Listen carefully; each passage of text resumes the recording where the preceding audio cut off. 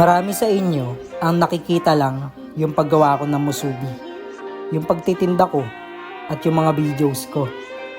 Pero may isang bagay na matagal ko nang gustong ikwento para sa mga bagong sumusubaybay sa akin.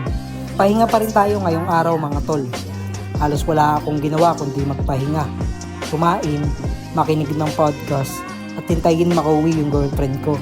Hindi ko rin alam kung anong video ang gagawin ko ngayong araw. Kaya naisip ko, ikwento ko na lang sa inyo kung ano ba talaga itong T-Tube na hindi nyo laging nakikita sa videos ko.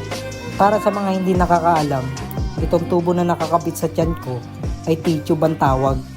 At araw-araw kailangan ko itong linisan at talagaan para maiwasan ang infeksyon. Hindi man ito yung parte ng buhay ko na gusto kong maranasan, pero natutunan kong tanggapin at ituloy pa rin yung buhay.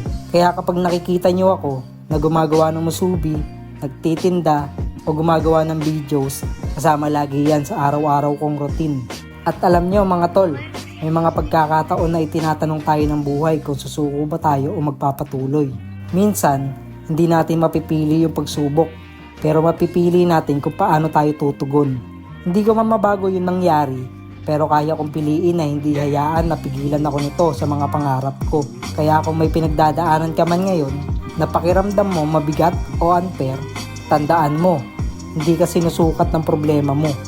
Sinusukat ka kung paano ka bumabangon pagkatapos ng problema.